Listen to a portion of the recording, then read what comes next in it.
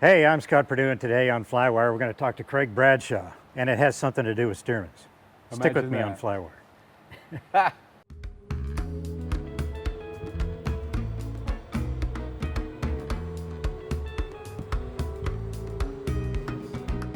Hey, I'm Scott Perdue, and today on FlyWire we're talking to Craig Bradshaw with his Stearman, and he just put recently, 4 months ago, Couple months. a Jake R755 B2 with a -9, 2B20-9 prop on it, and that happens to be the exact same prop and engine combination I'm putting on my Stearman.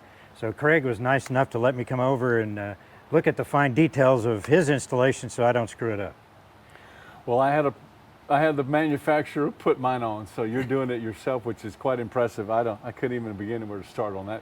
There's a lot going on in there. There's a lot going on. I have a bit of a fetish on doing things myself. Sure. So just kind of. It's good to meet you, man. I've seen you on the YouTube, and I know you live over here, and so this is kind of fun for me. Well, good. Yeah. It was good to meet you too, and I really appreciate you letting me come out and see your fine airplane. Really? Yeah, I am, and I want to talk a little bit about that. Sure. So how did you get into flying? That's what I'm really interested Wow, in. So I can find out how you got into Stearman's. Well, you know, as a kid, I just loved airplanes. I always have. I always wanted to be a pilot, but playing football was my passion, and I'm 6'5", so I couldn't go in the military because I was too tall at the time. Because everybody that was a pilot had to go through the military and then go to commercial like you did, right? And all the training was 99% military.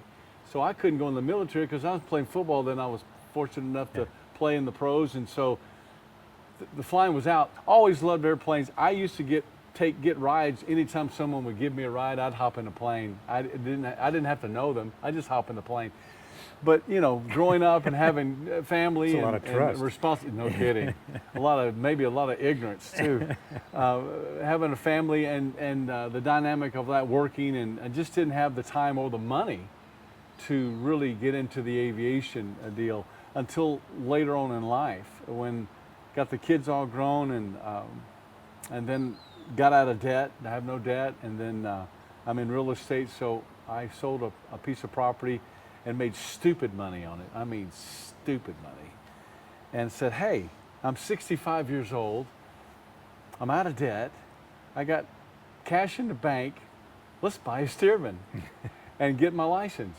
And so I started looking for a Stearman, and I signed up with a company that was here on the field. They've since moved to Denton, but and signed up. In fact, the owner asked me, "You're 65. What are you doing wanting to get your license?" I went, "I'm about to give you a bunch of money. Why don't you just take my money and shut up?" You know. Exactly. You know, I want to learn to fly. Yeah. Forget it. You know. It's to you. It's obviously to him. It's a job. Yeah. Not a passion. And I'm going, this is something I've always wanted to do. And you know, ignorance is bliss. You don't know what you don't know, and you get into it, and you go, wow, there's a lot to learn here. But I loved it. So I asked two close friends that were pilots with American. I said, hey, I'm looking for a Stearman, get the word out. Well, they did to Scott DeFresh, who's over in the Bar VK over here in Sanger. And Scott, well, I'm not, if I've understood the story right, Scott said, well, I'm not looking to sell it, but I'll entertain Mr. Bradshaw. Tell him to come over. So I went over, and we took a flight, and I wrote him a check. And I bought a plane. Yeah. And he let me, to his credit, he let me keep it at his hangar because he didn't need to move it at the time for 4 months until I got my license. I think I went backwards with that, right? And I was looking for a hangar, and I mean, God just blessed me. I just kept finding favor after favor. Found this hangar on the end, which is what I prayed for. It was just one blessing after another. And then, of course, my instructor, Kurt Richmond, he's an aerobatic champion, and owned a Stearman for like 12 years, if my memory serves me correct. Had like 700-800 hours in it. So as soon as we finished the training in a super decathlon tail dragger with a constant speed prop, so you know, then we transitioned to the Stearman because he's certified for that. So we just literally flew over. Actually, Scott picked us up and took us to the airport. I hopped in and took the plane off. And he's in the seat, and my instructor never touched the deal. Now, it was different. The plane's different, you know, Yeah, obviously. yeah. But I seemed to be fine with it. We did 3 landings there at that grass field, and then came over here and landed. And I had to have 20 hours of dual training, and then did 22.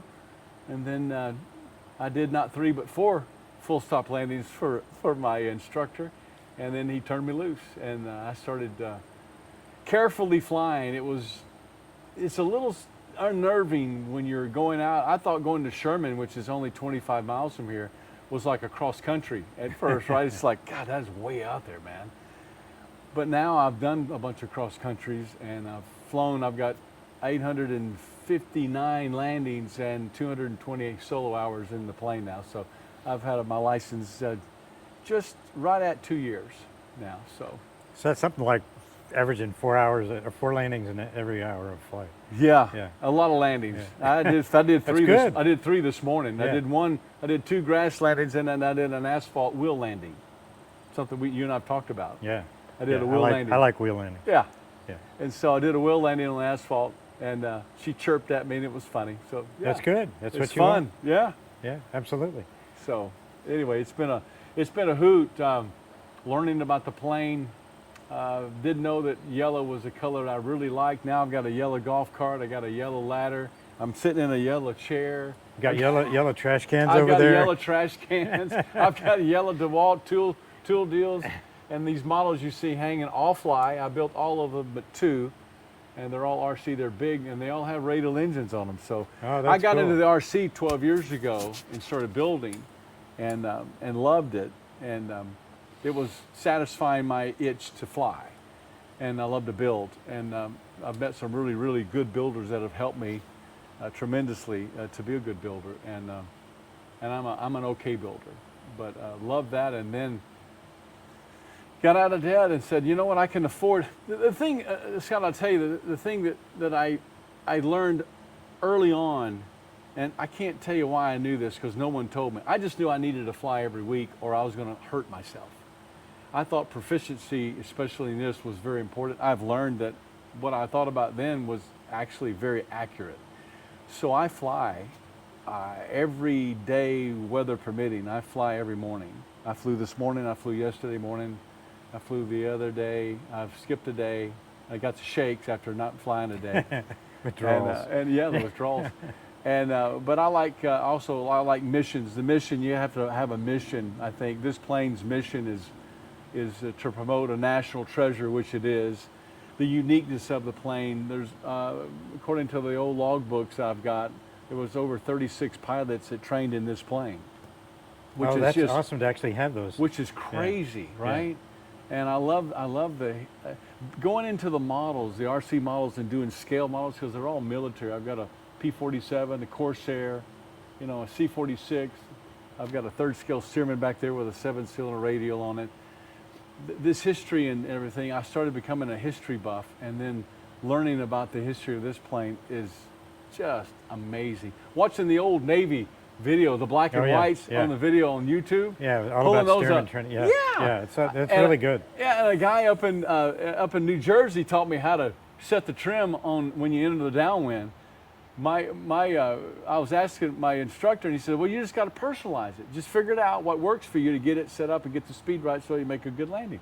I said, that's fair enough, because he was not trying to be specific as much as figure it out, and I did. I had a guy that learned from the Navy. They go 10 and 2. 10 on the landing and 2 o'clock when you're taking off to help the tail come up. And I went, I like that. And it varies with the plane and the area and all that kind of stuff. But it was fascinating. So I learned a lot of how to land this plane watching a video from a guy in New Jersey. Yeah. Damien, what's his name? He's probably, I don't know if he's still teaching. The video's like 8 or 10 years old. But it's amazing. He's good. Yeah. And I went, well, I didn't know that. That's fascinating. Yeah. So YouTube is amazing. I keep learning. There's so much stuff. good information Yeah, there. I keep learning stuff when I go fly, and I've said, you know, I didn't start feeling comfortable, really comfortable in landing this thing till after I had 450 landings. And I'm going, that's weird.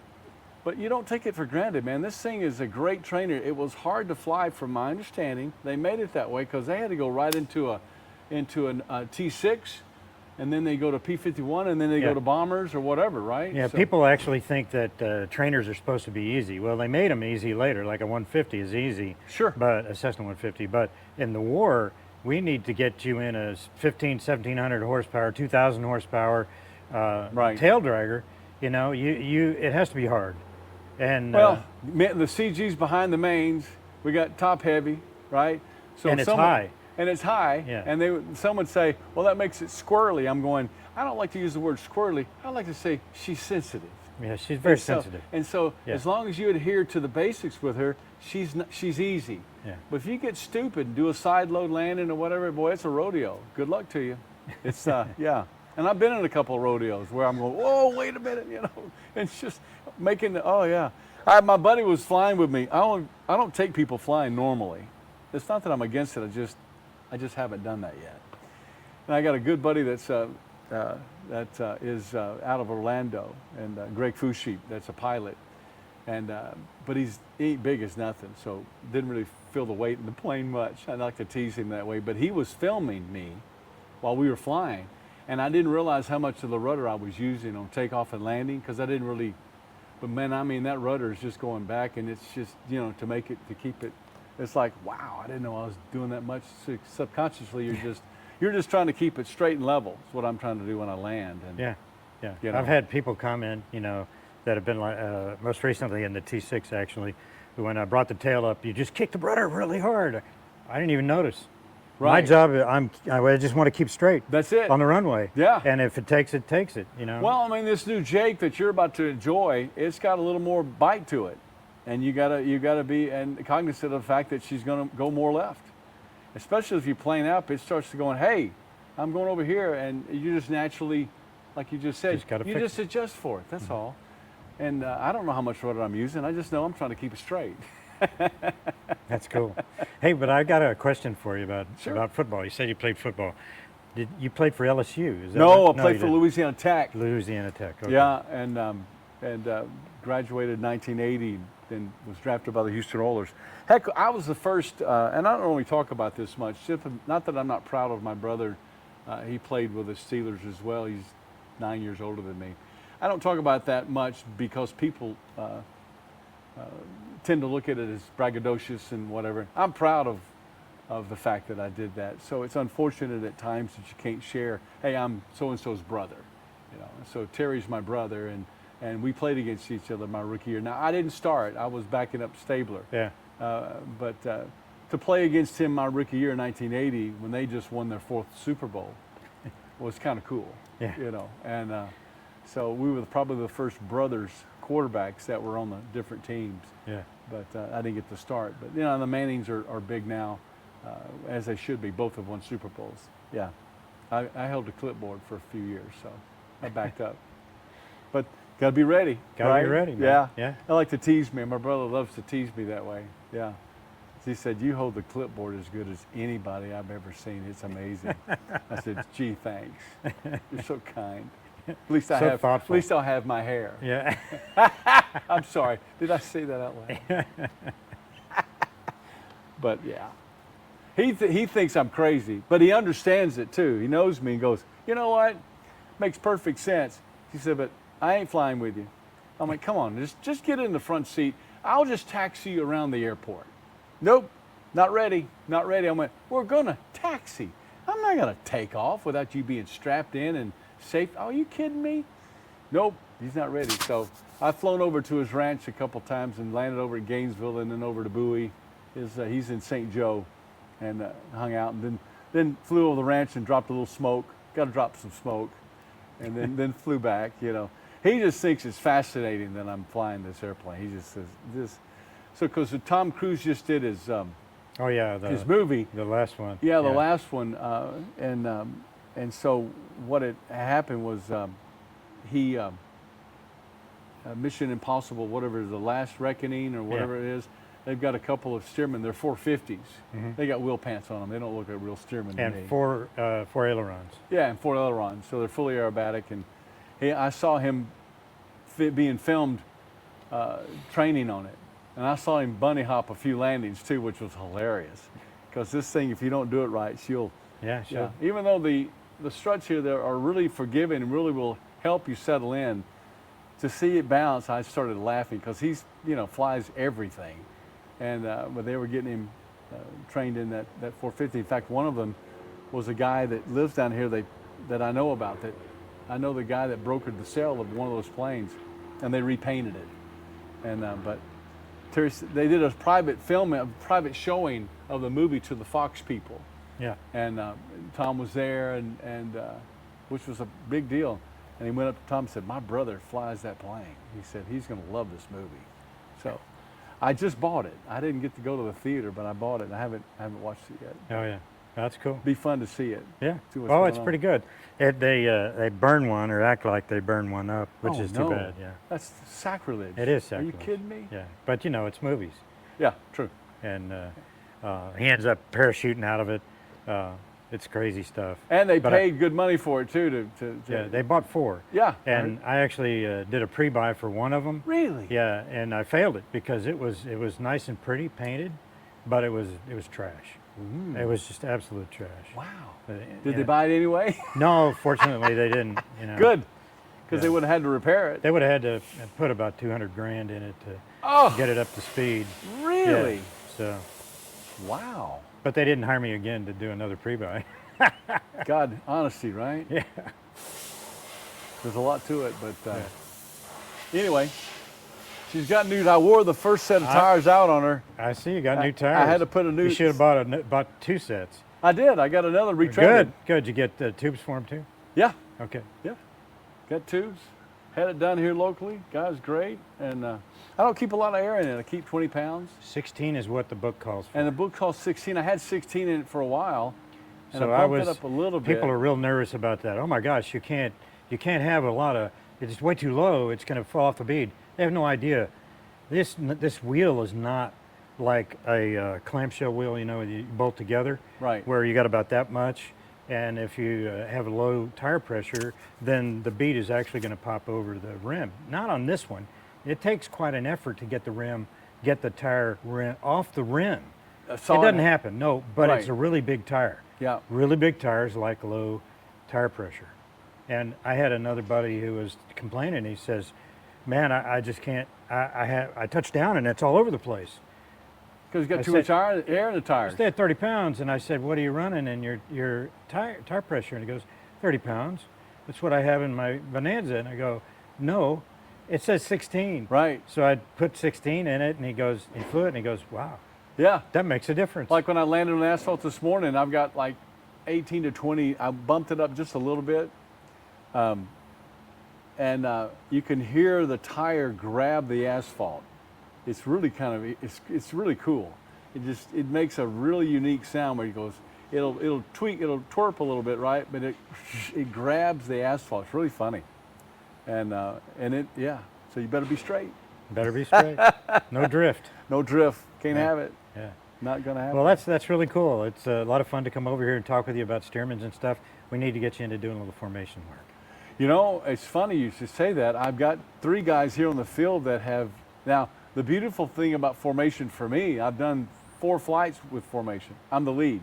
Yeah. That way, I don't get in trouble. So the funny thing about that is it's easy to tell when I tell somebody that doesn't have any formation experience, you can be the lead, just fly like you're in instruments. True. And don't look at me. Right. Because generally what I see with people look at me, they turn into you. Oh, absolutely. So don't look at me, just, I don't, and if they're on the right side, don't make a subtle turn to the right into them. Make everything. Everything gentle, just like your own everything gentle. instruments. You don't want to have a huge roll rate. So and there's all a that. place up here called F31. It's a casino on Lake Texoma that has a really nice restaurant in it. We went up there for breakfast about a week and a half ago. And Carl Best is a good friend of mine that owns 5 T6s. Well, And a Stearman. The Stearman's is a that's at the museum at Terrell. yeah, that's the one at Terrell, but that he got up to speed, but it needs a new engine. Yeah, it does. Bad. And but another friend of here, that Lad Gardner, who's our insurance guy, has a Stearman that Carl flies all the time, and he goes up with me. So we went formation up to F31, and then back, kind of thing. And I've done some other stuff to Cedar Mills over here. We did formation. So kind of fun. But Yeah. I'm just learning the signals and knowing how to do. I'm at the infant stage. I know just enough to be dangerous. Well, the interesting thing is like I said, for somebody with no experience, I can tell them they need a flight lead and just fly instruments and you'll be good. So everybody thinks, and people at flight formation pretty much think that the hardest job is being a wingman. It's not. Being a good lead is the hardest job, because you got to think about 2 or 4 airplanes, and you have to think about, you know, your roll rates, your navigation. You got to think way ahead of the airplane. I'm making calls if all it's a this tower. stuff. I'm Yeah. making calls on the Yeah. weather, checking the deal. I'm telling them let's go to this channel frequency. Yeah, but being a quarterback, that was what I like to do. I like to know all the positions, and so that's fun for me. Yeah. The busy work. Yeah, and so Carl said, I enjoyed the heck out of it. It was fun. He's just riding. He's just riding what I'm doing, and so anyway, this is fun. Cool. It's a joy. Now, I had to fly. My longest cross country so far is 4 hours. Now, I broke it up in half to Shreveport, but I flew to Cleveland, Mississippi, where Air Repair is located, and I had them put the engine on, and then I had a buddy take me over in his Bonanza, and I flew it back. So that's my longest. Now I'm going to Galesburg in 2 weeks. Cool. So I've already planned the trip. I've had 3 people that are farriers and real good pilots check my deal and make suggestions, and hey, find as many airports that have more than one runway, which is really an interesting thing I hadn't thought about. In case the winds are contrary and where you were going to go, now you got a hard crosswind, maybe you can go 10 miles out of the way and land into the wind. Do that. You know, so safety conscious stuff. So I've had good help that way. But Good. yeah. I think you'll have fun. Oh, yeah. This bird has been to the first Stearman, National Stearman fly-in, and it's been to the 50th. Scott took it, the previous owner took it there it took it on the 50th. This is the 54th, and I've been wanting to go. I've only been on the ground once, so I want to go too. I won't have the engine on by that time. Yeah. So You got a lot of work to do. got a lot of work to do. Yeah, you do. So, but thanks for letting me come and talk Hey, for you a bit kidding and me? see your airplane. Let's do it again. We're talking about me and my airplane. Life is good. I like this. Good. We can do it. Appreciate it. You bet. Good to meet you too. It was nice. This nice, is fun. Nice meeting you. Well, there you have it. Craig Bradshaw and his Stearman. It was awesome. Yeah. Having a lot of fun with it. You can do it too. Thanks for watching, and we'll see you next time on FlyWire.